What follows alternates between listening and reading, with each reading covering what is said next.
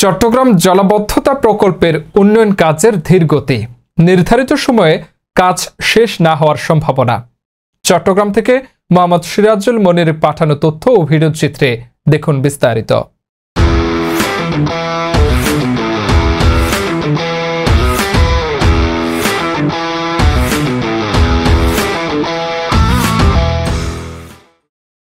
চট্টগ্রাম জলাবদ্ধতা প্রকল্পের উন্নয়ন কাজের ধীরগতির কারণে নির্ধারিত সময়ে কাজ শেষ না হওয়ার সম্ভাবনা দেখা দিয়েছে। এতে জনসাধারণের ভোগান্তি আরও বেড়ে যাবে বলে ধারণা করা হচ্ছে।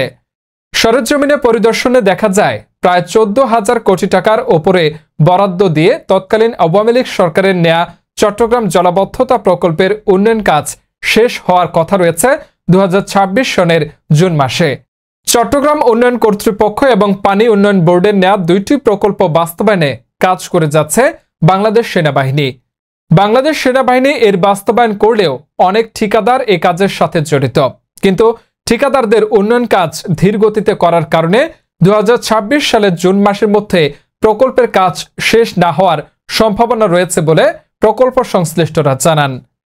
চলতি বছরের 5 আগস্ট সরকারের প্রেক্ষাপট পরিবর্তনের সাথে সাথে কাজের গতি আরও কমে যাওয়ায় ক্ষোভ প্রকাশ করেছেন চট্টগ্রাম মহানগরীতে বসবাসকারী লোকজন। ভুক্তভোগীদের অভিযোগ, একটু বৃষ্টি হলেই চট্টগ্রাম মহানগরীতে জলাবদ্ধতা সৃষ্টি হয়ে বন্যাতে রূপান্তরিত হয়।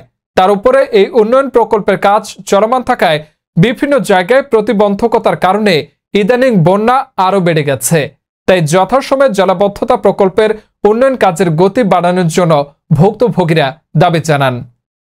প্রকল্প পরিচালক শাহ আলী জানান, জনগণের ভোগান্তির কথা চিন্তা করে কাজকে দ্রুত করার জন্য তাগিদ দেওয়া হয়েছে।